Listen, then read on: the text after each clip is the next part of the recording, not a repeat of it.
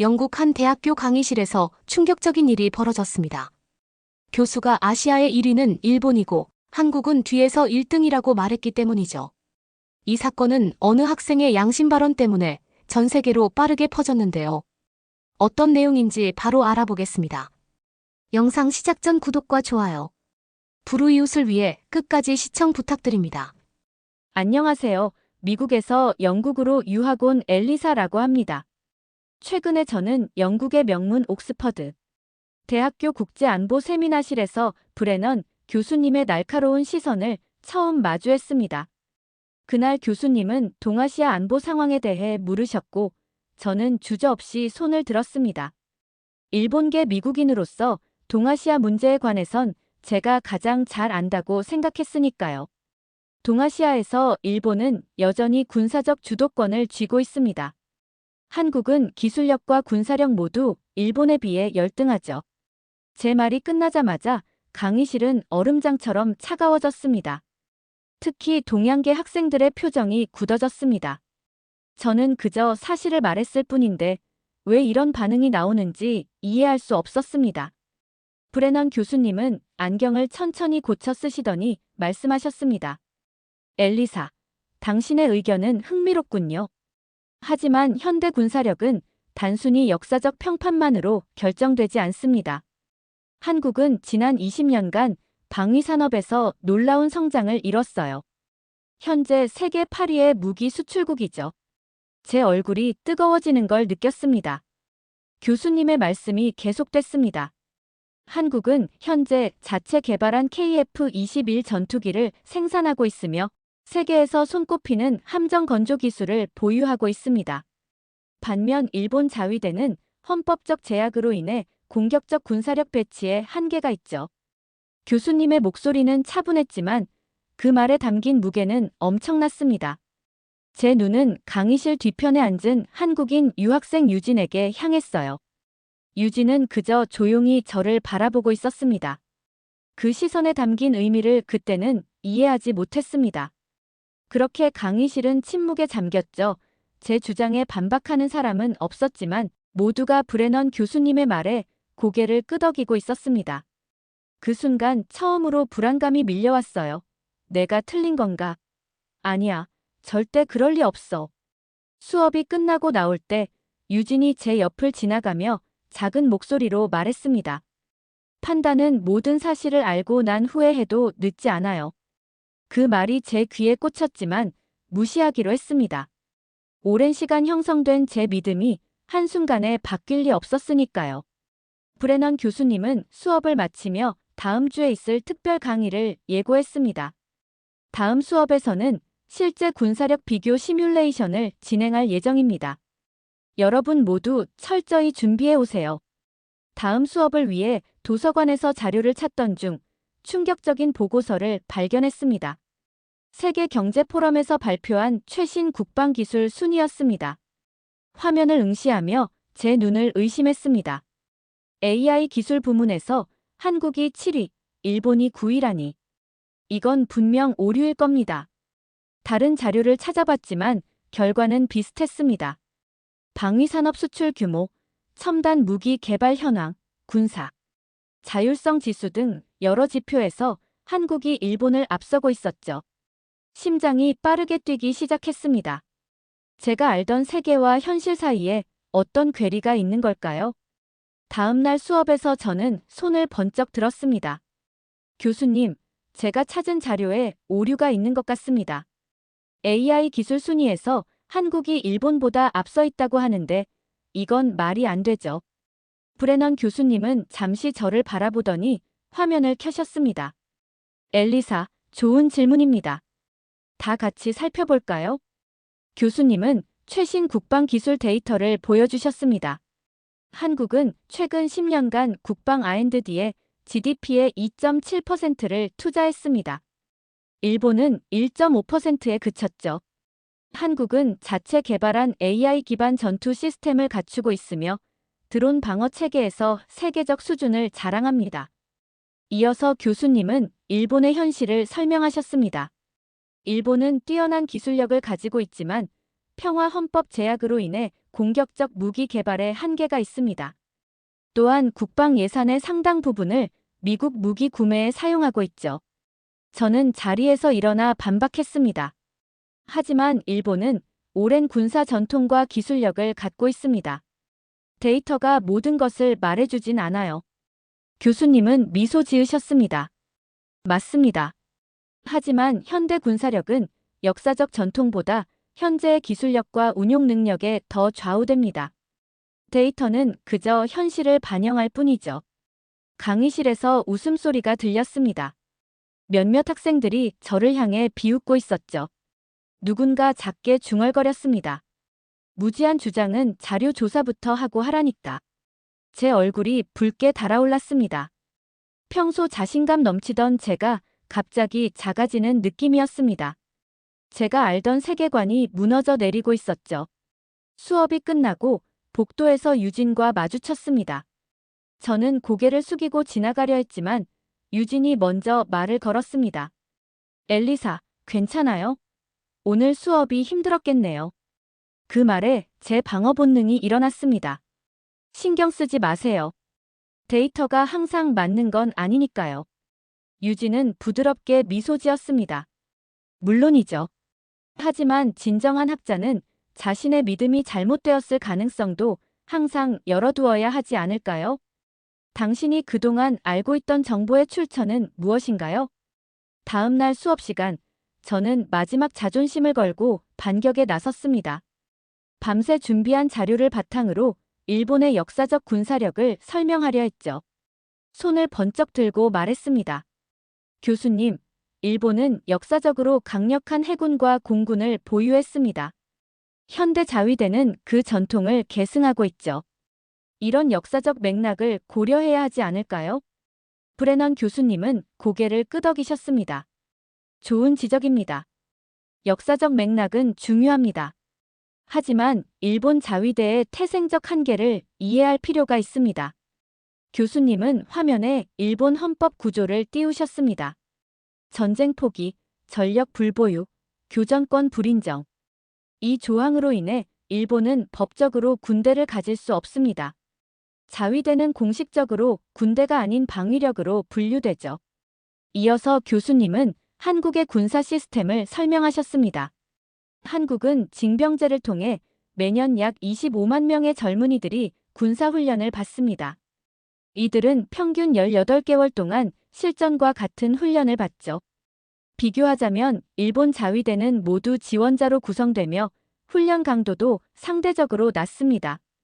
저는 반박하려 했지만 교수님의 설명은 계속됐습니다. 더불어 한국은 K계열 전차, K9 자주포, KF-21, 전투기 등 주요 무기 체계를 자체 개발하고 있습니다. 방위산업 자립도가 70%를 넘죠. 반면 일본은 주요 무기의 상당 부분을 미국에 의존하고 있습니다.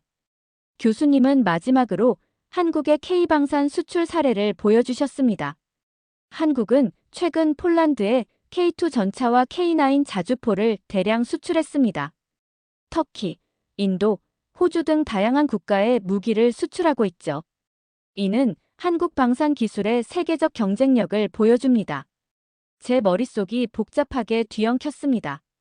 데이터와 사실들이 제가 그동안 믿었던 것과 너무나 달랐죠. 교실 안의 다른 학생들은 교수님의 설명에 고개를 끄덕이고 있었습니다. 대만에서 온 다니엘은 노트북을 열심히 두드리며 교수님의 말씀을 기록하고 있었죠. 실제로 한국은 2017년 이후 세계 방산 시장에서 일본을 앞지르고 있습니다. 아시아에서는 중국 다음으로 큰 방위 산업 규모를 갖고 있죠. 브레넌 교수님의 냉정한 분석이 이어졌습니다. 어릴 적부터 할아버지께 들었던 이야기가 머릿속에서 맴돌았습니다. 일본이 항상 강하고 우수하다는 이야기. 그런데 지금 눈앞의 사실들은 그 이야기와 맞지 않았습니다. 저는 입술을 깨물었습니다. 내가 틀렸을 가능성, 그동안 편향된 시각으로 세상을 보았을 가능성이 머릿속에 스며들기 시작했습니다. 카페에 앉아 유진과 대화를 나누던 중 대만 학생 다니엘이 합류했습니다.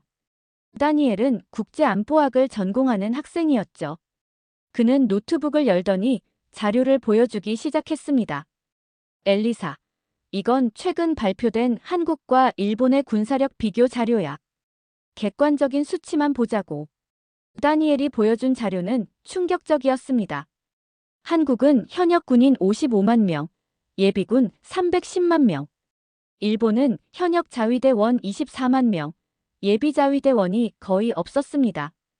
해군 전력에서도 한국의 이지스 함수가 일본과 동등했고 잠수함 전력에선 한국이 우위에 있었습니다. 특히 주목할 건 공군력이야. 다니엘이 말했습니다.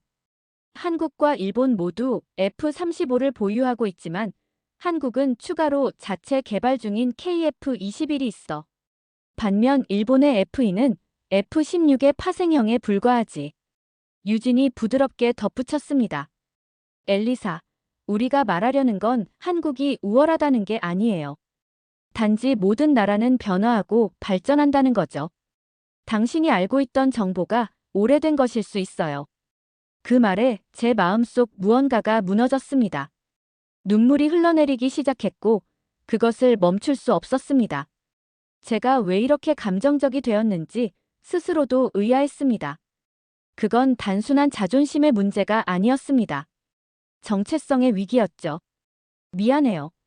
그냥 내가 그동안 얼마나 편협했는지 깨닫게 되어서 흐느끼며 말했습니다.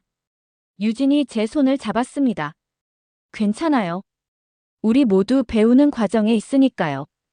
다니엘도 다정하게 미소 지었습니다. 내가 처음 옥스퍼드에 왔을 때도 비슷한 경험을 했어. 대만에 대한 많은 사람들의 편견을 마주하면서 나 역시 다른 나라들에 대한 내 편견을 돌아보게 됐지. 그날 밤 갑작스러운 복통으로 대학 병원을 찾았습니다. 진료를 맡은 의사는 한국계 미국인인 박세윤 박사였습니다. 진찰을 받는 동안 박 박사님과 대화를 나누게 됐습니다. 옥스퍼드에서 공부하고 있다고요? 어떤 전공인가요? 박 박사님이 물으셨습니다. 국제관계학이요. 최근에는 동아시아 안보 상황에 관해 배우고 있습니다. 박 박사님은 흥미롭다는 듯 고개를 끄덕이셨습니다. 저도 대학 시절 그 주제에 관심이 많았어요. 특히 한국의 빠른 성장이 인상적이었죠. 제 고향이니까요. 박사님은 어떻게 의사가 되셨나요? 궁금해서 물었습니다. 한국에서 군의관으로 복무한 후 미국으로 건너와 의사 면허를 따았어요. 한국에선 모든 남자가 군 복무를 하니까요. 그곳에서 배운 위기 대응 능력이 의사 생활에 큰 도움이 됩니다. 그 말에 제 마음이 흔들렸습니다. 군의관으로서의 경험, 의무군 복무. 이런 시스템이 결국 한국의 강한 군사력으로 이어지는 것이었습니다. 브레넌 교수님이 말씀하셨던 문화적, 제도적 기반이 떠올랐습니다. 박사님, 정말 한국이 그렇게 강한가요? 솔직한 질문이 튀어나왔습니다. 박 박사님은 잠시 생각하시더니 답하셨습니다. 강함의 정의에 따라 다르겠죠. 하지만 한국인들은 어려운 환경에서도 끊임없이 발전하려는 의지가 있어요. 그것이 우리의 진짜 힘이라고 생각합니다. 그 순간 제 안에 무언가가 깨달음으로 다가왔습니다. 나라의 강함은 단순히 무기의 수나 군인의 수가 아니라 그 사회의 의지와 시스템에서 나오는 것이었습니다. 저는 처음으로 진정으로 침묵했습니다. 말이 아닌 경청의 시간이 필요했기 때문입니다. 수요일 오전, 브레넌 교수님의 특별 수업이 시작됐습니다. 강의실은 평소와 달리 넓은 공간으로 바뀌어 있었고 컴퓨터들이 여러 대 설치되어 있었습니다. 오늘은 실제 군사 시뮬레이션을 통해 배운 내용을 적용해 볼 겁니다. 교수님이 설명하셨습니다. 가상의 시나리오를 제시할 테니 각 팀은 주어진 자원을 활용해 전략을 세우고 실행하게 됩니다. 교수님은 화면에 독도 사진을 띄우셨습니다. 한일 양국이 영유권을 주장하는 섬이었죠. 시나리오는 이렇습니다. 다케시마 혹은 독도라 불리는 이 섬을 두고 한일 간 무력 충돌이 발생했습니다. 각 팀은 자국의 입장에서 이 갈등에 대응해야 합니다. 가슴이 두근거렸습니다. 이것은 단순한 시뮬레이션이 아니라 제 믿음을 시험하는 순간이었습니다. 교수님이 팀을 나누기 시작했습니다. 유진은 한국팀 지휘관, 엘리사는 일본팀 지휘관을 맡게 됩니다. 제 심장이 빠르게 뛰었습니다. 한국과 일본, 무력 충돌, 영토 분쟁. 그동안 배운 내용을 모두 적용해야 하는 순간이었습니다. 저는 깊게 숨을 들이마시고 일본팀 학생들을 모았습니다. 우리는 해상 우위를 점해야 해요. 헬기 항모와 이지스함을 전방에 배치하고 F-35로 공중 우세를 확보합시다. 자신감 있게 말했지만 내심 불안했습니다. 건너편에서 유진은 차분하게 팀원들과 전략을 논의하고 있었습니다. 그녀의 표정에서는 어떤 흔들림도 보이지 않았습니다. 무엇을 계획하고 있는 걸까요? 시뮬레이션이 시작됐습니다. 처음 몇 시간은 양측이 정찰과 정보 수집에 집중했습니다. 저는 제 팀에게 전자전 공격을 지시했습니다. 한국군의 통신을 교란합시다. 그들의 지휘 체계를 무력화시키면 우위를 점할 수 있을 거예요. 하지만 시뮬레이션 결과는 예상과 달랐습니다. 한국팀은 이미 백업 통신 시스템을 준비해 두었고 오히려 우리 쪽 전자전 장비의 위치가 노출됐습니다. 한국군이 해안포와 대함 미사일로 반격 중입니다. 팀원 하나가 외쳤습니다. 우리 이지스함 두 척이 심각한 피해를 입었습니다. 당황스러웠습니다. 어떻게 이런 일이? 한국의 대응이 너무나 빠르고 효율적이었습니다. 유진은 미소를 지으며 무언가를 팀원에게 지시하고 있었습니다. 교수님이 첫 단계 결과를 발표했습니다. 전초전에서 한국군이 우위를 점했습니다. 일본 해상 전력에 상당한 피해가 발생했습니다. 제 얼굴이 붉어졌습니다. 이것은 단순한 게임이 아니었습니다. 제 정체성과 신념이 흔들리는 순간이었죠. 팀원들은 저를 바라보며 다음 지시를 기다리고 있었습니다. 심호흡을 하고 정신을 가다듬었습니다. 공중 전력을 총동원해서 한국의 레이더 시설을 타격합시다. F-35와 F-2 전투기를 모두 출격시키세요. 시뮬레이션이 진행되는 동안 저는 유진의 전략에 주목했습니다. 그녀는 분주하게 팀원들에게 지시를 내리고 있었습니다. 그녀의 눈빛에는 확신이 있었고 움직임에는 결연함이 묻어났습니다. 교수님은 두 팀 사이를 오가며 상황을 관찰하셨습니다. 한국군이 대공 미사일 체계를 가동했습니다. 팀원 하나가 외쳤습니다. 우리 전투기 30%가 격추되었습니다. 저는 믿을 수 없었습니다. 한국의 방공 체계가 이렇게 발전했다니 놀라웠습니다. 다음 순간 더 충격적인 소식이 들려왔습니다. 한국군이 세종대왕함에서 발사한 순항 미사일이 우리 기지를 타격했습니다. 통신 시스템이 마비되었습니다. 시뮬레이션 화면에는 일본 측 기지가 붉은색으로 변하고 있었습니다. 우리는 빠르게 통제력을 잃어가고 있었죠. 당황스러웠지만 마지막 카드를 써보기로 했습니다. 모든 잠수함을 독도 주변에 배치하세요. 한국 해군의 보급로를 차단해야 합니다. 그러나 이미 늦었습니다. 유진은 이미 그 가능성을 예측하고 대응책을 마련해 두었던 것 같았습니다. 한국팀은 대잠 작전을 전개하여 우리 잠수함 다수를 무력화시켰습니다. 한국 특수부대가 우리 지휘소에 침투했습니다. 팀원의 외침이 들렸습니다. 그 순간 브레넌 교수님이 시뮬레이션을 일시 중지시켰습니다. 현재 상황에서 일본 측의 패배가 확실시됩니다. 시뮬레이션을 종료하겠습니다. 강의실에 침묵이 흘렀습니다. 제 마음은 혼란스러웠습니다. 어떻게 이런 결과가 나올 수 있을까요? 교수님은 두 팀 모두에게 다가와 말씀하셨습니다. 이 시뮬레이션은 단순히 승패를 가리기 위한 것이 아닙니다. 현대 군사 갈등의 복잡성과 각국의 실제 군사력을 이해하기 위한 것이죠.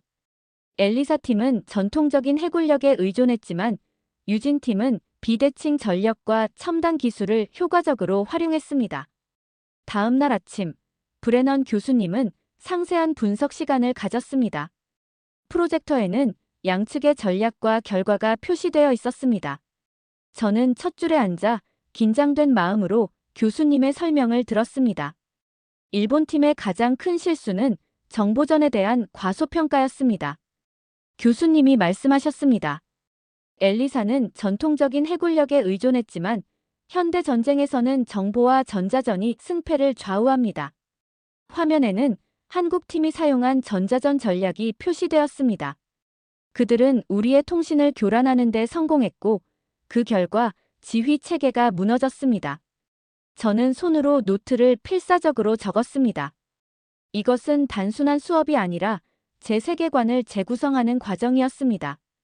해상전에서 일본은 전통적인 해군력을 가지고 있지만 한국의 세종대왕급 구축함은 이지스 시스템과 더불어 독자적인 전투 시스템을 갖추고 있습니다. 교수님은 계속해서 설명하셨습니다. 특히 한국이 개발한 대함 미사일의 성능이 뛰어나 일본 해군에 큰 타격을 주었죠. 옆자리에 앉은 다니엘이 작은 목소리로 말했습니다. 한국의 현대화된 군사력을 보면 정말 놀랍지 않아? 그들은 과거의 경험을 교훈 삼아 끊임없이 발전해왔어. 공군력 비교 화면이 나타났습니다. 일본의 F-35와 F-2 전투기가 얼마나 빠르게 한국의 방공망에 격추되었는지 보여주는 그래프였습니다. 저는 그 수치들을 바라보며 충격을 받았습니다. 제가 알던 세계와 현실 사이의 간극이 이렇게 클 수 있을까요? 한국의 특수부대 운용도 주목할 만합니다. 교수님이 말씀을 이어갔습니다. 유진은 특전사를 활용해 일본의 지휘소를 급습했고 이는 결정적인 승기로 작용했습니다. 다음 날 아침, 브레넌 교수님의 강의실에 일찍 도착했습니다. 교수님은 이미 와 계셨고 시뮬레이션 결과를 정리하고 계셨습니다. 엘리사, 일찍 왔군요. 교수님이 미소 지으셨습니다. 네, 교수님. 어제 시뮬레이션에 대해 더 자세히 알고 싶어서요. 교수님은 커피 한 잔을 건네셨습니다. 시뮬레이션은 단지 학습 도구일 뿐입니다. 승패보다 중요한 것은 그 과정에서 얻은 통찰력이죠. 교수님은 추가 자료를 보여주셨습니다. 한국과 일본의 군사 전략 비교, 국방 예산 분석, 최신 무기 체계 소개. 그 모든 자료들이 제 시각을 넓혀주었습니다. 한국의 군사력은 단순히 무기의 수가 아니라 그들의 전략적 사고와 국가 안보에 대한 의지에서 비롯됩니다. 교수님이 말씀하셨습니다. 그들은 항상 더 큰 도전에 대비해야 했고 그것이 그들을 강하게 만들었죠. 강의가 시작되고 다른 학생들이 들어오기 시작했습니다. 유진도 들어와 제 옆자리에 앉았습니다. 저는 어색하게 미소 지었고 그녀도 따뜻하게 웃어주었습니다. 교수님은 시뮬레이션 결과를 다시 한번 상세히 분석하셨습니다. 각 팀의 전략, 성공과 실패의 요인, 실제 상황에서의 적용 가능성 등을 설명하셨죠. 저는 열심히 메모를 하며 새로운 시각을 받아들이려 노력했습니다. 한국군은 특히 전자전과 정보전에서 뛰어난 능력을 보여주었습니다. 이는 그들의 발달된 IT 인프라와 교육 시스템이 반영된 결과죠. 그 말을 들으며 저는 한국의 기술력과 교육 시스템에 대해 생각해 보았습니다. 할아버지는 항상 일본의 우수성만 강조하셨지만 세상은 변하고 있었습니다. 모든 나라는 자신만의 강점을 가지고 발전하고 있었고 서로에게서 배울 점이 있었습니다. 강의가 끝나고 자리에서 일어나 빠르게 강의실을 나섰습니다. 아직 마음이 정리되지 않았고 혼자 있고 싶었습니다. 복도를 빠르게 걸어 건물 밖으로 나갔습니다. 엘리사! 뒤에서 유진의 목소리가 들렸습니다. 돌아보니 유진이 저를 따라 나왔습니다. 그녀의 표정은 진지했습니다. 잠깐 이야기 좀 할 수 있을까요? 유진이 부드럽게 물었습니다. 처음에는 거절하고 싶었습니다. 자존심이 상한 상태에서 마주하기가 쉽지 않았으니까요. 하지만 이제는 도망치지 않기로 했습니다. 진실을 마주하고 서로를 이해하고 싶었습니다. 그래요. 작은 목소리로 대답했습니다. 캠퍼스 잔디밭에 함께 앉았습니다. 가을 햇살이 따스하게 비치고 있었죠. 잠시 침묵이 흘렀습니다.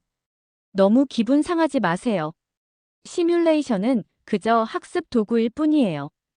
유진이 먼저 입을 열었습니다. 제 안에서 마지막 저항이 일어났습니다. 그래도 일본은 오랜 역사와 전통을 가진 나라예요.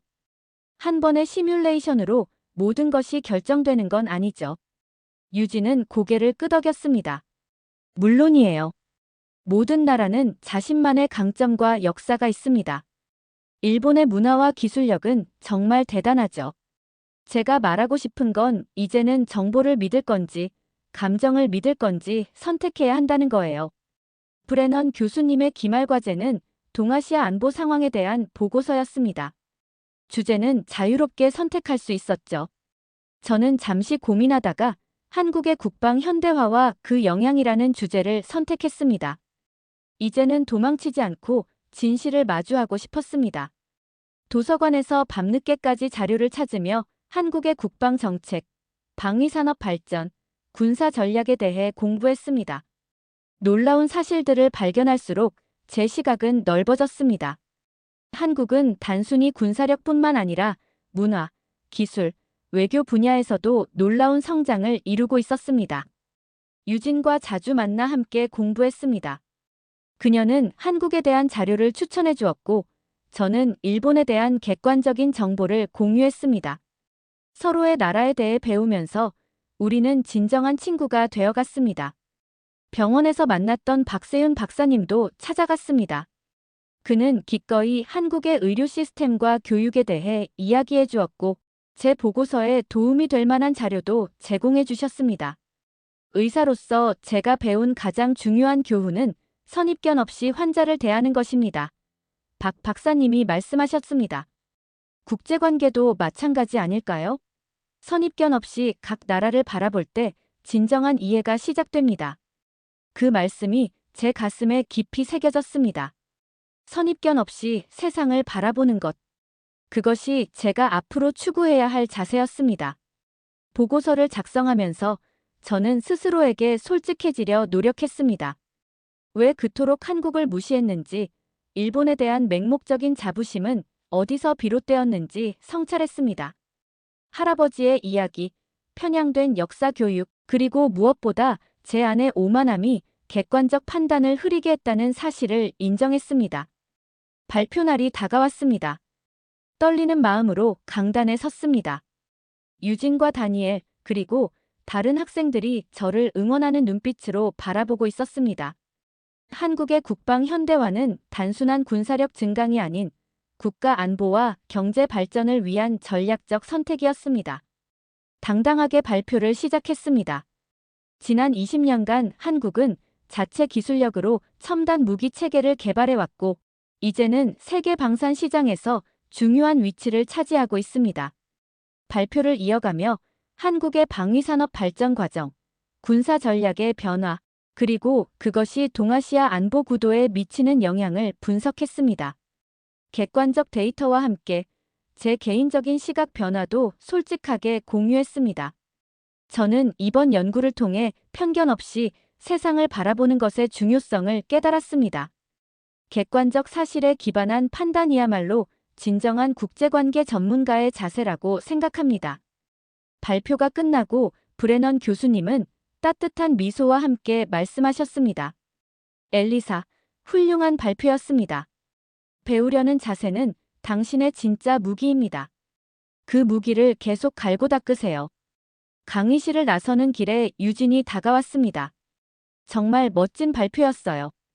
진심이 느껴졌습니다. 미소를 지으며 대답했습니다. 고마워요. 당신 덕분에 많이 배웠어요. 캠퍼스를 걸으며 저는 제 안에 일어난 변화를 느꼈습니다. 더 이상 오만함이나 편견에 사로잡히지 않고 세상을 더 넓고 객관적인 시각으로 바라볼 수 있게 되었습니다. 한국의 역사와 문화, 그리고 끊임없이 발전하려는 그들의 의지가 이제는 존경스럽게 느껴졌습니다. 다음 학기 계획을 세우며 한국어 수업을 신청했습니다. 유진에게는 일본어를 가르쳐 주기로 했고, 다니엘과는 동아시아 안보 연구 모임을 시작했습니다. 브레넌 교수님께는 동아시아 현장 학습 프로그램에 참여하고 싶다고 말씀드렸습니다. 그리고 무엇보다 한국인 친구들에게 진심으로 다가가기 시작했습니다. 한국인 친구를 사귀고 싶어요. 당신들의 문화와 역사에 대해 더 많이 배우고 싶습니다. 그 말은 단순한 사교적 인사가 아니었습니다. 진정한 마음의 변화였죠. 세상은 어느 한 나라가 우월한 곳이 아니라 각자의 역사와 문화, 강점을 가진 다양한 나라들이 함께 살아가는 곳이라는 사실을 깨달았습니다. 옥스퍼드의 벤치에 앉아 지난 몇 달을 되돌아보았습니다. 처음 이곳에 왔을 때의 오만했던 저와 지금의 더 열린 마음을 가진 저는 완전히 다른 사람이 되어 있었습니다. 한국의 놀라운 회복력과 혁신 정신, 그리고 그들의 문화적 깊이를 이해하게 된 것은 제 인생에서 가장 값진 교훈이 되었습니다. 진정한 배움은 책에서만 오는 것이 아니라 편견을 버리고 세상을 솔직하게 마주할 때 시작된다는 것을 깨달았습니다. 그리고 때로는 자신이 틀렸다는 것을 인정하는 용기가 가장 큰 성장을 가져온다는 것도요. 이제 저는 세계를 바라보는 새로운 눈을 얻었습니다. 그 눈으로 바라본 한국은 독특한 문화적 정체성과 끊임없는 발전의 의지를 가진 깊이 존중받아 마땅한 나라였습니다. 이것이 제가 옥스퍼드에서 배운 가장 소중한 교훈이었습니다. 사연자분께 전하고 싶은 말씀이 있으시면 댓글로 남겨주시면 전달해 드리겠습니다. 그러면 더욱 감동적인 다음 사연으로 넘어가겠습니다. 이 정도면 한국에서 남자도 하이힐을 신고 다녀야 되는 거 아니야. 지금 지나가는 곳마다 똥이 있어. 이거 심지어 사람 똥이라고 아니야. 내가 한국을 가봤어. 길거리에서 강아지 똥도 보기 힘들어. 거기는 로봇들이 쓰레기를 다 치우고 다닌다는 생각이 들어. 그 정도로 깨끗하단 말이야. 너 꼭 중국에 갔다가 한국으로 와봐. 극적인 차이를 경험할 수 있을 거야. 안녕하세요. 멜리아입니다. 저는 로마에서 거주하는 취업 준비생입니다. 대학을 졸업하고 직장을 구하지 못하고 있어요. 그전까지 제 삶은 꽤 단순했습니다. 취업이 안 돼서 정말 힘들었어요. 로마의 많은 청년들이 취업을 못하고 있어요. 저도 다를 바 없었죠. 로마의 대학 진학률은 30% 정도밖에 안 돼서 전 사실 좀 자신이 있었어요. 대학을 졸업했으니까 좋은 기업이 데려갈 거라고 생각했죠. 하지만 좋은 기업이 별로 없었어요. 다들 굳이 대학 졸업생을 원하지 않았죠. 로마에는 갈 기업이 없고 글로벌 기업이라도 가고 싶었지만 자리가 없었습니다. 어느 날 저녁 가족과 함께 저녁 식사를 하던 중 부모님이 제게 생각지도 못한 제안을 하셨어요. 새로운 언어를 배우는 건 어떨까 부모님이 말씀하셨죠. 요즘 아시아 시장이 계속 커지고 있어 생각할수록 이해가 가는 말이었습니다. 하지만 가장 큰 문제는 어떤 언어를 배울 것인가? 많은 고민 끝에 저는 한국어나 중국어 중 하나를 배워야겠다고 생각했어요. 거대한 시장과 경제력을 가진 중국은 기회의 땅처럼 보였어요. 중국어를 배우면 취업 시장에서 우위를 점할 수 있을 것 같았죠. 그래서 저는 중국을 선택했습니다. 긴장이 동시에 밀려왔습니다. 짐을 싸고 가족들에게 작별 인사를 하고 비행기에 올랐던 기억이 납니다. 저는 6개월 동안 공부에 힘써서 중국어를 완벽하게 마스터하겠다는 목표가 있었어요. 중국에 도착한 것은 완전히 새로운 세계에 발을 디딘 것과 같았습니다. 북적거림과 번잡함 수많은 사람들이 압도적이었습니다. 새로운 모험을 받아들일 준비가 되어 있었지만 모든 것이 계획대로 진행되지는 않았습니다. 시작부터 난관에 부딪혔죠. 가장 큰 충격은 위생 기준이었습니다. 로마도 꽤나 더럽다고 유명한 곳인데 중국은 차원이 달랐어요. 공기는 스모그가 심했고 기침과 색색거림이 심했습니다. 마스크를 사야 했지만 그마저도 큰 도움이 되지 않는 것 같았어요. 공장에서 나오는 먼지가 숨을 쉬기가 힘들 정도였습니다. 푸른 하늘은 이탈리아에만 있는 환상 같았어요. 숨을 쉴 때마다 목에서 쇠맛이 났어요. 제가 마시는 게 공기인지 먼지인지 가늠이 안 됐어요. 심지어 사람들도 심각했어요. 자기 몸에서 냄새가 난다는 사실을 인지조차도 못했어요. 저는 돌아버리는 줄 알았습니다. 위생을 바라는 제가 이상한 사람이 된 것 같았어요. 아이들은 엉덩이가 다 보이는 바지를 입었어요. 저는 그게 단순히 유행인 줄만 알았는데 길거리에서 대변을 보려고 하는 거였죠. 아이들은 그래도 된다는 인식이 있었어요. 이탈리아 개똥을 아무데나 버리는 사람이 많지만 길거리의 사람 똥이라고 생각하니까 머리가 아파졌어요. 중국에 와서 저는 자주 아파서 목이 아픈 건 기본이었고 이탈리아에서는 없던 비염도 생겼지요. 감기를 자주 걸렸지만 병원에서도 딱히 해주는 건 없었어요. 이쯤 돼서는 중국이 이방인인 저를 도와줄 거라는 기대도 없었어요. 언어 장벽도 있었습니다. 기본적인 중국어를 조금 배웠지만 충분하지 않았습니다. 식료품을 샀거나 길을 묻는 것과 같은 간단한 일에도 어려움을 겪었습니다. 그리고 현지인들은 의사소통 방식이 너무 달랐어요. 직설적이고 때로는 거칠기도 했어요. 적응하기가 어려웠죠. 중국어는 성조가 있었는데 이 성조 때문에 모든 말들이 너무 저에게는 높게 느껴졌어요. 사소한 질문을 하는 사람들도 저에게 화를 내는 것처럼 인식이 됐어요. 정말 높고 무서운 말투로 말을 했거든요. 나중에는 하이톤의 목소리를 들을 때마다 머리가 아플 지경이었어요. 저에게 큰 충격을 준 사건 중 하나는 현지 상점 주인과의 오해였습니다. 저는 동네 마트에서 식료품을 약간 사고 나오는 길이었어요. 갑자기 중국인 주인이 저를 잡았습니다. 제가 마트에서 물건을 훔쳤다면서 마구 소리를 지르기 시작했어요. 저는 중국어를 못했기 때문에 차분히 제 가방을 보여줬어요. 전 아무것도 가져가지 않았다고요. 그랬는데도 상점 주인은 중국어로만 말하면서 제 몸을 만지기 시작했어요. 저는 소리를 질렀죠. 이게 뭐 하시는 거예요? 하지만 자기가 더 큰 소리를 내면서 제 옷에 있는 주머니까지 만졌어요. 저는 정말 화가 났어요.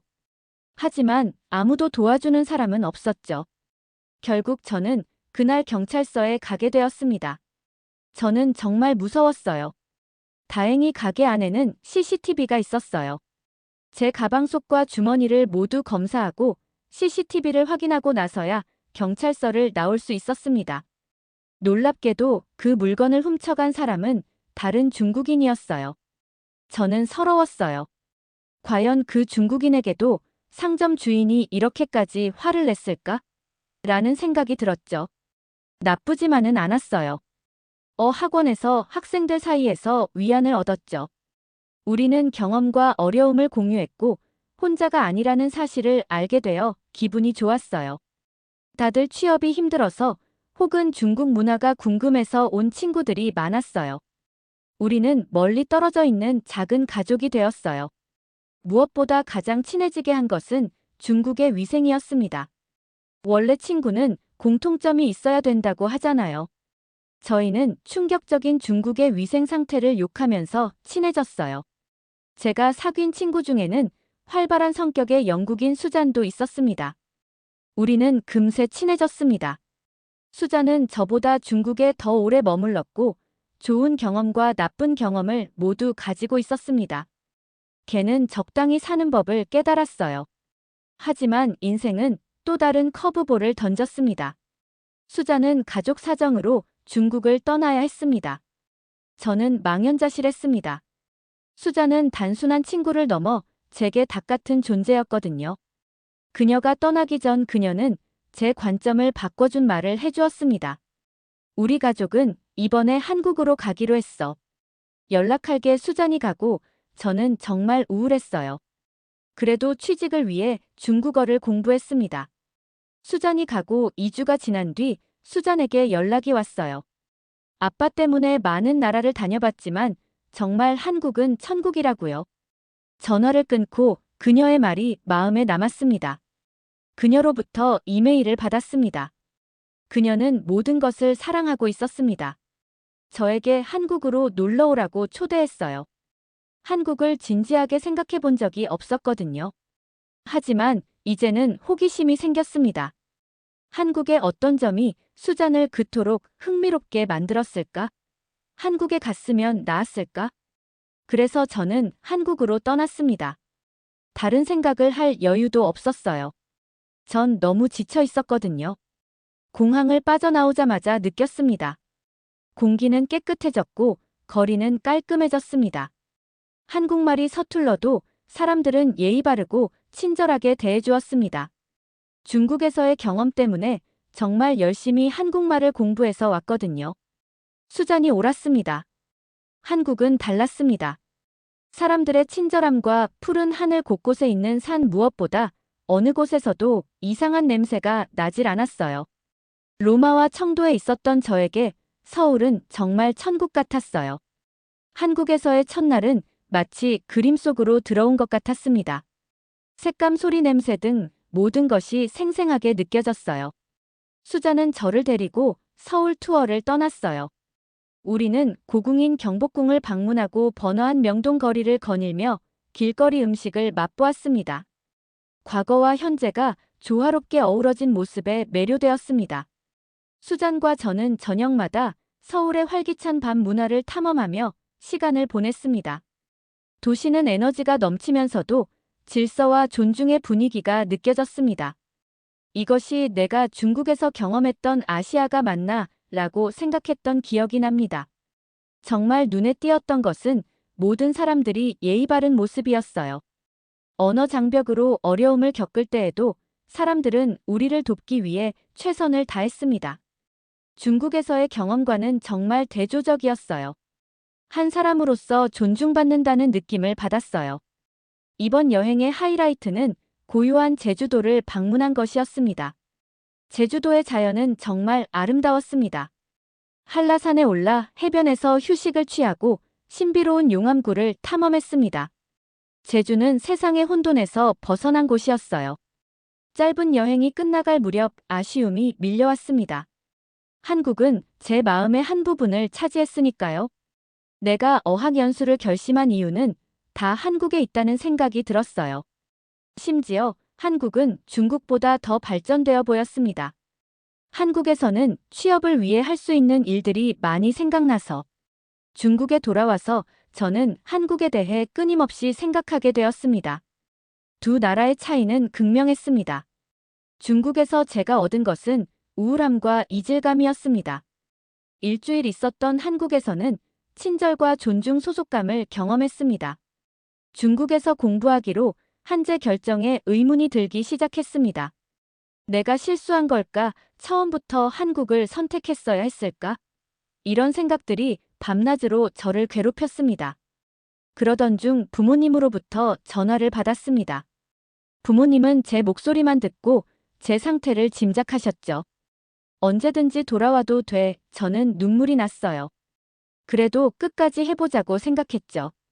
저는 공부에 집중하고 남은 몇 달을 최대한 활용하며 많은 것을 배웠습니다. 하지만 깊은 곳에서는 한국이 자리 잡고 있다는 것을 알았습니다. 중국에서 어학연수를 마친 후 저는 제 인생을 바꿀 결심을 했습니다. 한국으로 가기로 했어요. 중국에 있는 학교에는 말을 하지 않았어요. 분명히 중국 같은 대국에 있어야지 한국 같은 나라에 왜 가라면서 한국을 욕할 게 뻔했거든요. 먼저 학원을 다니던 학생들에게 어학원 강사들이 욕을 하는 걸 한두 번 들은 게 아니었어요. 그 사람들은 세계에 중국밖에 없는 것처럼 굴었어요. 같이 공부하던 유럽 친구들이 저를 부러워했습니다. 한국에 도착하니 집에 온 것 같은 기분이 들었습니다. 어학원에 등록하고 새로운 생활에 빠르게 적응했습니다. 사람, 환경 등 모든 것이 마음에 들었습니다. 한국 사람들은 정말로 친절했어요. 저는 중국에 있었던 것보다 더 빨리 한국어를 습득했어요. 한국 사람들과 계속 이야기할 수 있었으니까요. 현지인과 계속된 대화는 제 한국어 실력을 눈에 띄게 늘게 해주었어요. 저는 목적 의식과 방향성을 찾았습니다. 새로운 친구를 사귀고 새로운 장소를 탐험하고 풍부한 문화를 직접 경험했습니다. 중국에서 겪었던 어려움은 먼 옛날 일처럼 느껴졌습니다. 이곳에서 저는 한 걸음 한 걸음 미래를 만들어가고 있었습니다. 저는 제가 로마를 떠나면 우울하기만 한 사람인 줄 알았는데 서울은 최고의 도시였어요. 문화와 예술이 로마만큼 제공될 뿐만 아니라 음식도 뒤지지 않았습니다. 여정을 되돌아보니 제가 얼마나 멀리 왔는지 깨닫게 되었어요. 로마에서의 불확실성, 외국에서의 어려움, 그리고 마침내 한국에서 제 자리를 찾기까지 정말 놀라운 여정이었습니다. 아마 제가 중국 어학연수를 결정하지 않았으면 한국으로 올 기회도 없었겠죠. 제가 한국으로 가는 것에 대해 무한한 지원을 해준 부모님에게 감사 인사를 드려요. 취업 준비를 하는 여러분들도 언제나 어려운 일들이 있을 거예요. 저 역시도 힘든 시간을 보냈지만 이 힘든 시간이 있었기에 한국과의 연을 이어갈 수 있었습니다. 그러면 더욱 재미있는 다음 사연으로 넘어가겠습니다. 남의 건물에 들어와서 지금 뭐 하는 짓이에요? 프랑스인 여성을 사람들이 둘러싸고 있습니다. 한국도 똑같은 거였어. 중국이랑 다를 바가 없는 거야. 그녀는 눈물을 흘리면서 어떻게 당신들이 나한테 이럴 수 있어? 라고 울부짖는데요. 친절했던 사람들이 한순간에 돌변을 한 것입니다. 왕따를 시키는 것도 아니고 이 프랑스 여성에게 도대체 무슨 일이 있었던 것일까요? 안녕하세요. 저는 언어학을 전공하고 불어 강사로 일하고 있는 30살 프랑스 여자 틸다입니다. 지금은 웃고 있지만 전 정말 힘든 시간을 보냈어요. 저는 파리에 살고 있는데요. 파리는 프랑스 수도이고 겨울에는 눈이 내리고 여름에는 따뜻하고 활기찬 곳입니다. 파리는 자연의 고요함과 도시 생활의 분주함이 공존하는 대조적인 도시였습니다. 하지만 제게는 항상 다른 곳으로 향하는 디딤돌이었어요. 저는 어렸을 때부터 아시아의 신비함과 문화 사람들을 꿈꿔왔어요. 그래서 대학을 졸업했을 때 저는 큰 도약을 할 때가 되었다고 생각했습니다. 제가 떠났던 날을 어제 일처럼 기억합니다. 가족과 친구들이 저를 배웅해 주었습니다. 포옹도 하고 눈물을 흘리기도 하고 조심해라 전화하는 거 잊지 마세요. 라는 말을 많이 했죠. 저는 설렘과 긴장감이 뒤섞인 채 편도 항공권을 마치 다른 세계로 가는 열쇠처럼 꼭 쥐고 있었습니다. 비행 시간은 길었고 경유지 체류 시간이 오래 걸린 것처럼 느껴졌습니다. 하지만 매 순간 제 꿈에 더 가까이 다가갈 수 있었습니다. 마침내 중국에 도착하자 프랑스의 쌀쌀한 날씨와는 극명한 대조를 이루는 열대의 열기가 저를 맞이했습니다. 마치 다른 우주에 들어온 것 같았어요. 생생한 색감, 낯선 향신료의 향기, 거의 알아들을 수 없는 언어의 소리 등 모든 것이 너무 신기했습니다. 저는 현지 학교에서 불어를 가르치기 시작했습니다. 물론 어려운 일이었죠. 언어 장벽, 다양한 교수법, 완전히 새로운 생활 방식에 적응해야 했으니까요. 하지만 엄청난 보람도 느꼈어요. 제 학생들은 정말 훌륭했어요. 밝고 배우고자 하는 열의가 넘치고 항상 미소를 잃지 않았죠. 그들은 힘든 하루하루를 보람 있게 만들어 주었죠. 중국에서의 생활은 매일이 모험이었어요. 중국 음식은 매콤하고 풍미가 뛰어나며 프랑스에서 먹어본 것과는 차원이 달랐습니다. 친구도 사귀고 언어도 조금 배웠으며 현지 요리 기술도 익혔습니다. 마치 꿈속에서 사는 것 같았어요. 물론 가끔 권씨 문화라고 하는 뒷돈 문화가 저를 곤란하게 하기는 했지만 프랑스에서도 주던 팁 같은 개념이라고 생각하기로 했어요. 그러던 중 사건이 터졌죠. 좋은 생각으로 시작한 일이었죠. 저는 아시아에서 제 기반을 넓히고 싶었습니다. 중국을 제 영원한 고향으로 만들기 위한 한 걸음처럼 느껴졌죠. 학원의 프랜차이즈 사업을 제안받았어요.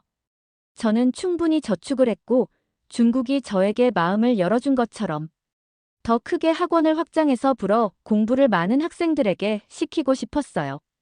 학원을 같이 운영했었던 중국인 왕이는 지금이 기회라고 절 설득했죠. 저는 믿을 만한 사람이라고 생각했어요. 저는 제가 지금까지 모은 모든 돈을 왕이에게 넘겨주었어요. 중국 사람들은 보수적인 기질이 있어서 왕이가 사업 확장을 하는데 더 적합한 사람이라고 생각한 거죠. 중국에 도착한 순간부터 불어 학원에서 강사가 되기까지가 모든 것이 너무나 수월했던 탓일까요? 아니면 아시아에 대한 환상 때문일까요? 저는 친구를 너무 믿었어요. 저는 단순한 강사가 되는 것이 아닌 학원의 원장으로 능숙하게 아이들을 가르치는 제 모습에 빠져 있었습니다. 학원은 공사를 시작했고, 저는 이 공사가 끝나기만 하면 청도 전역에 제 불어 학원이 있는 모습을 상상했어요. 분명 서류상으로 제 명의인 학원법인을 봤다고 생각했는데, 제 행복은 오래가지 못했어요. 공사가 끝난 뒤 학원에 들어가려고 하는 순간 모두가 저를 모른 척했어요. 무슨 일이죠? 라고 물었더니 이 사람들은 황당한 이야기를 했어요. 틸다 선생님은 왕이 선생님이 학원을 확장하는 동안 저희를 버리셨잖아요. 선생님이 왕이 선생님을 배신하셨는데 무슨 깡으로 지금 학원에 들어오시는 거예요? 그게 무슨 말이에요? 라고 하면서 실랑이가 있었어요. 그들은 제가 체내 돈을 다 빼돌리려고 했다고 주장했어요. 저 역시도 학원법인 명의의 서류를 보여주면서 말도 안 되는 얘기라고 했어요. 이건 다 거짓 서류였어요. 제가 외국인이라는 이유로 우습게 봤던 거죠. 결국 경찰까지 개입이 되었어요. 알고 보니 채는 보기에는 제 명의인 것처럼 서류를 조작하고 제 돈으로 학원을 확장한 것이었어요. 그리고 많은 사람들을 구슬려서 마치 제가 자기에게 사기를 친 것처럼 배경을 만들어 두었어요. 경찰과 중국법은 저에게 어떤 도움도 주지 않았어요. 그냥 저는 사기당한 사람이었죠. 심지어 중국인들이 보기에는 전 사기를 친 사람이었어요. 피해자임에도 불구하고요. 심지어 경찰은 공권력인데도 불구하고 저에게 추가적인 보상을 해달라며 돈을 요구했어요. 지금까지 살았던 중국에 환멸이 났습니다. 저는 결국 제가 2년을 바쳤던 중국을 떠나기로 결심했어요. 제가 사랑에 빠진 나라, 제가 쌓아온 삶, 제가 키워온 꿈을 떠나야 했습니다. 파리로 돌아왔지만 그곳은 제가 바라던 고향이 아니었습니다. 저는 돈도 잃고 꿈도 잃었어요. 저는 꿈을 포기한 것 같은 패배감을 느꼈습니다. 그 후 몇 달은 힘들었습니다. 우울증과 싸웠고 더 이상 집처럼 느껴지지 않는 곳에서 다시 제자리를 찾기 위해 고군분투했습니다. 저는 아시아에 대한 사랑을 느끼면서도 환멸을 동시에 느꼈습니다. 아시아에서의 모험이 끝났다고 생각했을 때 한국이 제게 연락을 해왔습니다. 처음에는 망설였어요. 중국에서의 상처가 아직 생생했고 또 다른 배신에 대한 두려움이 컸기 때문입니다. 하지만 직관인지 아니면 단순한 고집인지 모를 내면의 무언가가 기회를 잡으라고 말했어요. 그래서 저는 다시 짐을 싸서 작별 인사를 하고 새로운 나라, 새로운 모험을 향해 떠났습니다. 제가 상상조차 할 수 없었던 방식으로 한국이 제 삶을 변화시킬 줄은 꿈에도 몰랐습니다. 그래서 무거운 마음이지만 희미한 희망을 품고 새로운 여정을 시작하기로 결심했습니다. 짐을 싸서 다시 한번 작별 인사를 하고 한국이라는 미지의 미래를 향해 출발했습니다. 조심스럽고 조심스러웠지만 한편으로는 호기심과 희망이 가득했습니다. 한국이 제가 그토록 찾던 것을 찾을 수 있는 곳이 될 수 있을까요? 비행기에서 내리자마자 저는 중국과 한국의 대조적인 모습에 충격을 받았습니다. 공항은 효율성과 현대성의 경이로움으로 청도 공항의 혼란스러움과는 거리가 멀었습니다. 중국에서는 항상 택시를 탈 때마다 사기당하는 것을 걱정했어야 하는데 한국에서는 그럴 일이 없었어요. 택시뿐만 아니라 밤에 이동할 수 있는 다양한 수단이 있었어요. 저는 발리에서는 경험해 본 적이 없는 공항철도를 타보고 싶었습니다. 공항철도를 타고 시내로 이동하면서 저는 부드러운 승차감과 한국 인프라의 정밀함에 감탄을 금치 못했어요. 한국의 유명한 기술 발전을 처음 맛보는 순간이었고 강한 인상을 남겼습니다. 심지어 지도 앱을 쓸 수 있었어요. 중국은 사회주의 국가라서 제약이 많았습니다. GPS 장치나 SNS 같은 어플들을 나라가 허용하는 것들만 쓸 수 있었거든요. 저는 중국에서는 느껴보지 못한 해방감을 조금 느꼈던 것 같아요. 도착한 지 며칠 후부터 불어 학원에서 일을 시작했습니다. 학원은 카페와 작은 상점들로 둘러싸인 활기찬 동네에 있었어요. 원장님인 다현 선생님은 온화한 태도를 가진 친절한 분이셨습니다. 그는 저를 따뜻하게 맞아주었고 낯선 환경에서도 편안함을 느낄 수 있게 해주었습니다. 학생들은 즐거웠습니다. 저와 프랑스에 대해 호기심이 많았고 불어를 배우고 싶어 했습니다. 그들의 열정은 전염성이 강했고 곧 저는 아카데미에서의 하루하루가 기대되는 자신을 발견했습니다. 이곳에서 가르치는 것은 중국과는 달랐어요. 더 많이 배우려고 했고 더 적극적으로 행동했죠. 새로운 생활에 적응하면서 중국에서의 상처가 조금씩 희미해지기 시작했지만 완전히 사라지지는 않았습니다. 그 상처는 제가 너무 쉽게 경계를 늦추지 말고 조심해야 한다는 것을 끊임없이 상기시켜 주었습니다.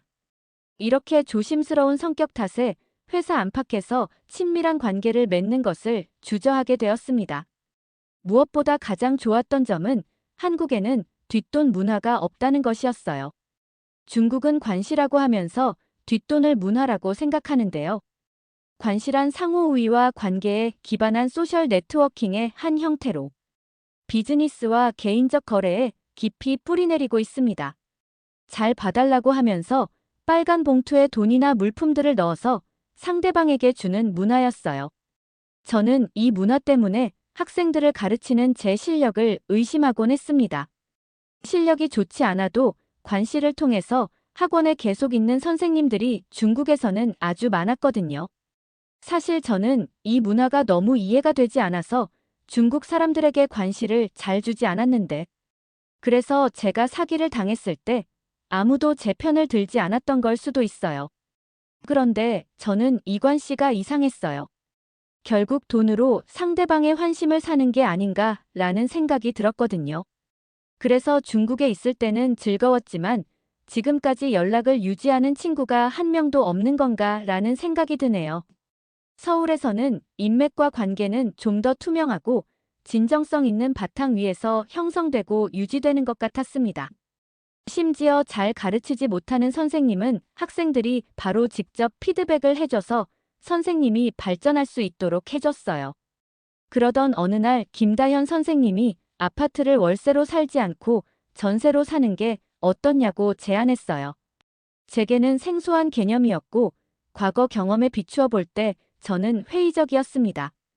프랑스에는 전세라는 개념이 없고 월세만 있었거든요.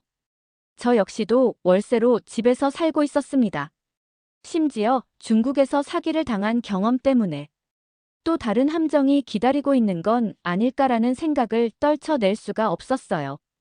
하지만 다현 선생님은 한국에서 전세가 어떻게 이뤄지는지 정부가 많은 규제를 통해 관리를 하고 있다고 알려주셨습니다. 월세보다 복잡한 법을 가지고 있기는 하지만 확실히 전세로 집을 구하게 되면 돈을 더 아낄 수 있을 것이라고 얘기해 주셨어요. 저는 전세를 구하고 싶었지만 복잡한 법 때문에 다른 사람의 도움을 받아야 한다는 사실이 두렵게 느껴졌습니다. 다현 선생님은 자기가 이것을 한다고 이득이 있는 것이 아니라고 하면서 직접 부동산을 데리고 돌아다니셨어요. 저에게 다양한 집들을 보여주셨어요. 저마다의 매력과 특색이 있는 여러 곳을 방문했습니다. 마침내 조용한 동네의 작지만 아늑한 아파트를 찾았습니다. 저는 계약을 하는 순간까지 정말 검토에 검토를 거듭했습니다. 불안해서 변호사를 고용하기까지 했어요. 제가 계속 의심을 지우지 못하고 있어서 다현 선생님은 기분이 나쁠 법도 한데 그럴 수도 있다고 하면서 오히려 꼼꼼한 모습이라서 다행이라고 얘기했어요. 저는 선생님한테 죄송했지만 여전히 사람에 대한 의심을 지울 수는 없었어요. 결국 몇 달이 지나고 나서 전 진정한 제 집을 가질 수 있었습니다. 다현 선생님은 축하한다고 하면서 다음에는 전세가 아니라 매매를 해서 진정으로 한국 사람이 되라고 말했어요. 단순한 주거 공간이 아니라 이 새로운 나라에 대한 신뢰가 커지고 있다는 신호였죠. 몇 주가 지나고 몇 달이 지나자 서울이 집처럼 느껴지기 시작했습니다. 중국에서 살 때는 내가 몰랐던 불편함들이 많았구나 라는 생각을 했어요. 중국에서 만난 사람들은 대부분 중국이 얼마나 대단한지에 대한 이야기를 저한테 했어요. 저는 거의 매일같이 그런 이야기를 듣고 살곤 했었죠. 그런데 실제로 경험해보니 한국이 훨씬 더 발전한 도시임에도 불구하고 한국 사람들은 저에게 그런 얘기를 하는 법이 없었어요. 그래서 2년 넘게 살았던 중국에서보다 한국에 와서 오히려 더 많은 대화를 한 것 같아요. 도시의 리듬은 빠르게 흘러갔지만 중국에서는 느낄 수 없었던 질서와 안정감이 느껴졌습니다. 한국에 온 뒤로 다른 아시아 국가는 생각도 나지 않았어요. 마음의 안정을 찾고 나서는 볼링 모임에 나가기 시작했어요. 거기서 지금의 남자친구인 준수를 만났습니다. 준수는 제가 한국에서 느꼈던 따뜻함과 친절함의 화신이었어요. 그는 제가 한국어를 시도할 때마다 인내심을 갖고 항상 도움이 되는 표현이나 교정을 해줬어요. 번잡한 도시가 잠시 멈춰 숨을 고르는 듯한 청계천을 따라 함께 식사를 하고 산책을 하면서 우리의 사랑은 꽃을 피웠습니다. 상처를 딛고 사랑의 영역으로 발을 내디딜 수 있었습니다. 제가 한국 드라마에서 봤던 것처럼 준수는 정말 멋있었어요. 제 눈에는 가장 잘생긴 사람으로 보였습니다. 키도 중국 사람들처럼 작지 않았어요. 정말 제가 드라마 여주인공이 된 것처럼 느끼게 해줬어요. 데이트를 하면 당연히 돈은 준수가 내고 제 자존감을 올려주는 사람이었어요. 준수는 한국에서의 삶에 더 확신을 가지게 해주었습니다. 우리는 서로의 문화와 개인적 경험을 솔직하게 공유했고 어떤 근본적인 동기 없이 서로에게서 배웠습니다. 우리의 유대감은 사회적 또는 직업적 영향력 측면에서 서로에게 제공할 수 있는 것이 아니라 개인으로서 우리가 누구인지에 기반했습니다. 그러면 더욱 재미있는 다음 사연으로 넘어가겠습니다. 서울 시내의 한 음식점에서 한국인들이 목소리를 높이고 있습니다. 다소 흥분한 듯한 표정과 과장된 액션으로 한 외국인을 가리키고 있는데요. 외국인은 어쩔 줄 모르겠다는 표정으로 본인의 핸드폰만 가리키고 있습니다. 심지어는 핸드폰을 켜고 촬영까지 하려고 하는데요. 그 순간 한국인 남성들이 그에게 다가가서 그의 핸드폰을 가리키면서 무언가를 말합니다. 이들 사이에는 무슨 일이 있었던 걸까요? 안녕하세요. 저는 독일에서 요리사로 근무하고 있는 스미스입니다. 저는 사실 한국에 대해 잘 몰랐어요. 그런데 동료 요리사들이 자꾸 요리사로서 서울에 가보지 못하는 건 식당에 대한 발전 의지가 전혀 없는 것. 이라고 못을 박아서 긴가민가한 마음으로 서울로 여행을 오게 되었습니다. 사실 여행을 시작하기 전까지 너무 바빠서 아무것도 준비할 수도 없었어요. 핸드폰만 들고 가면 된다는 동료들의 말만 믿고 서울행 비행기에 올랐습니다. 서울에 착륙하는 순간 마치 영화 속 한 장면에 들어온 것 같았습니다. 공항은 북적거렸지만 질서 정연함이 느껴졌습니다. 사람들은 목적 의식을 가지고 움직였지만 고향에서 익숙했던 서두르거나 혼란스러움은 없었습니다. 저는 설렘과 긴장감이 뒤섞인 기분으로 짐을 챙겼습니다. 택시를 불러 호텔로 향했습니다. 도시를 가로지르는 드라이브는 눈을 뜨게 했습니다. 고층 빌딩이 우뚝 솟아있고 네온사인이 번쩍이며 늦은 밤에도 거리에는 활기가 넘쳤습니다. 밤이 깊어질수록 도시가 조용해지는 독일과는 달랐습니다. 10시가 넘은 시간임에도 불구하고 사람들이 거리에 넘쳤어요. 저는 앱을 통해 찾은 작지만 아늑한 호텔에 체크인했습니다. 체크인 절차는 매끄러웠고 심지어 영어가 모국어가 아닌 나라인데도 길거리에서 만난 사람들조차 영어를 다 할 수 있었어요. 저는 이미 한국의 따뜻한 환대를 느끼고 있었습니다. 숙소에 자리를 잡은 후 산책을 하기로 했습니다. 서울의 거리는 제가 본 것과는 전혀 달랐습니다. 놀라울 정도로 깨끗했고 공기는 활기차고 상쾌한 기운이 넘쳤습니다. 온갖 종류의 음식을 파는 노점상들을 지나가면서 그 냄새가 저를 유혹했습니다. 가장 먼저 눈에 들어온 것은 작은 길거리 포장마차였습니다. 노점상이 떡볶이를 만들고 있었는데 들어는 봤지만 한 번도 맛보지 못한 음식이었어요. 저는 상인에게 먹어보고 싶다고 손짓했고 상인은 김이 모락모락 나는 접시를 내밀었습니다. 산이 베어 물었을 때 매콤하고 달콤하며 약간 고소한 맛이 한꺼번에 폭발했습니다. 떡볶이만 주는 게 아니라 주인은 어묵 국물도 먹어보라면서 직접 국물을 떠주었습니다. 저는 팁을 받으려고 일부러 이러는 건가 라는 의심이 들었어요. 하지만 계산하는 순간 알았습니다. 이건 팁을 받으려고 하는 게 아니라 단순히 한국인의 서비스라는 것을요. 한국은 팁이 필요가 없는 나라였거든요. 계속 걷다 보니 안전하다는 느낌이 들었어요. 사람들은 밤을 즐기며 돌아다니고 있었지만 위험하거나 불안한 느낌은 전혀 없었습니다. 겁에 질린 채로 돌아다니지 않아도 돼서 정말 자유로웠어요. 저는 24시간 영업하는 카페를 발견하고 앉기로 했습니다. 굳이 왜 24시간 카페에 가냐고 물으신다면 독일에서는 24시간 운영하는 카페를 보기 힘들어서 궁금했거든요. 아마 독일이었다면 24시간 카페에 1시간마다 팁을 추가로 냈어야 했을 거예요. 독일은 서비스 비용이 아주 철저한 나라거든요. 뿐만 아니라 독일에서 밤 10시를 넘어서 돌아다닌다는 것은 상당한 위험에 노출되는 일이기 때문에 대부분의 사람들이 밤에 돌아다니는 것을 꺼리거든요. 독일에서의 대부분의 밤 외출은 믿을 만한 친구의 집 정도가 한계이기 때문에 24시간 카페라는 새로운 장소에 가보고 싶었어요. 카페 안은 노트북을 사용하거나 수다를 떠는 사람들로 북적거렸습니다. 커피와 케이크 한 조각을 주문했는데 놀랍게도 와이파이가 엄청나게 빨랐습니다. 한국의 인터넷 속도에 대해 들어본 적은 있지만 직접 경험해보니 차원이 달랐습니다. 독일에서 지금 하고 있는 방송도 끊기지 않고 볼 수가 있었어요. 사진과 메시지를 동료들에게 보내면서 자랑을 했어요. 친구들에게 밤늦게 밖으로 나와서 가게에 앉아 있다고 했더니 모두가 놀랐습니다. 카페는 활기찬 분위기로 가득했습니다. 밤늦게까지 노트북에 몰두하고 있는 학생이나 프리랜서 고객도 있었습니다. 다른 사람들은 야식을 먹거나 여유롭게 커피 한 잔을 즐기며 활기찬 대화를 나누고 있었습니다. 차를 마시며 사람들과 아늑한 분위기를 둘러보면서 이 카페가 단순히 커피를 마시는 장소가 아니라는 것을 깨달았습니다.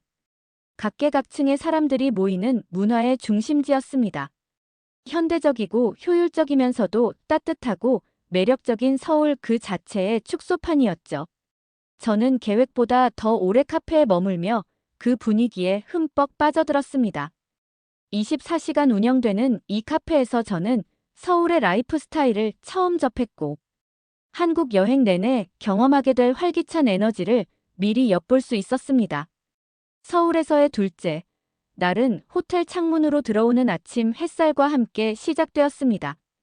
대낮에 서울은 차분하면서도 활기가 넘치는 색다른 느낌이었습니다. 호텔에서 간단히 아침 식사를 한 후 저는 서울을 더 많이 둘러보기 위해 출발했습니다. 첫 번째 목적지는 사진으로만 봤을 뿐 직접 볼 수 있을 거라고는 상상도 못했던 경복궁이었습니다. 경복궁의 문을 들어서자 마치 과거로 돌아간 듯한 기분이 들었습니다. 전통 건축물과 고즈넉한 정원 장엄한 건물은 바로 옆에 있는 현대식 고층 빌딩과 극명한 대조를 이뤘어요. 과거와 현재가 아름답게 어우러진 풍경이었어요. 내 몸은 고궁 안에 있는데 보이는 풍경은 고층 빌딩이었습니다. 전통과 현대의 공존이란 이런 것이구나를 느낄 수 있었어요. 궁에서 몇 시간을 보낸 후 저는 근처 거리를 돌아다녔습니다. 전통工예품과 미술관으로 유명한 인사동에 도착했습니다. 좁은 골목에는 수공예품을 파는 상점 찻집 전통식당이 줄지어 있었습니다. 저는 다양한 차 종류의 흥미를 느껴 한 찻집에 들렀습니다.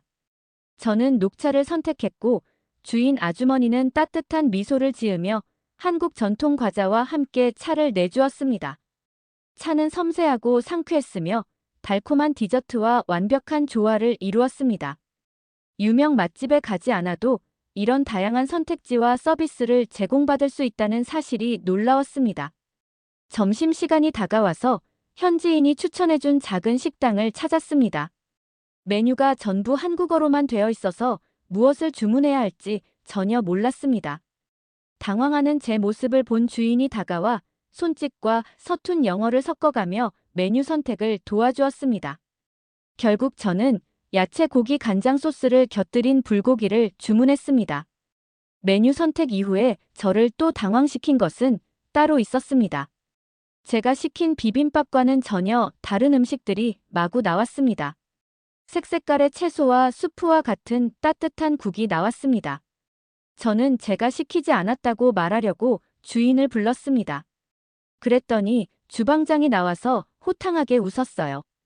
이건 한국말로 반찬이라는 건데 어딜 가든 이렇게 나오는 거라고 했어요. 제가 보기에 접시에 담겨져 나오는 반찬 수만 거의 10개는 됐는데 말이에요. 나오는 반찬으로만 밥을 먹어도 될 것 같았어요. 이게 한국의 식문화라고 아주머니께서 알려주셨습니다. 동료들이 왜 요식업을 하는 사람이라면 한국에 가야 한다고 말했는지 알 수 있었어요. 또 다른 미식의 발견이었어요. 맛은 신선하고 완벽하게 균형 잡혀 있었으며 한 입 한 입 맛있게 먹었습니다. 오후에는 유명한 남산 서울타워를 방문하기로 결정했습니다. 꼭대기에서 바라본 전망은 정말 환상적이었어요. 산을 배경으로 전통 지붕과 현대식 건물이 어우러진 도시 전체가 눈앞에 펼쳐져 있었어요. 서울은 대조적인 도시이지만 모든 것이 완벽하게 조화를 이루고 있다는 것을 깨닫는 순간이었습니다. 저녁이 다가오자 저는 하루 동안의 경험으로 가득 찬 마음으로 호텔로 돌아갔습니다. 역사 속을 걷고 전통 음식을 맛보고 상공에서 도시를 바라보며 하루를 보냈으니까 호텔로 돌아와서 하루를 되돌아보았습니다. 한국 방문에 대한 처음의 걱정은 서서히 사라지고 있었습니다.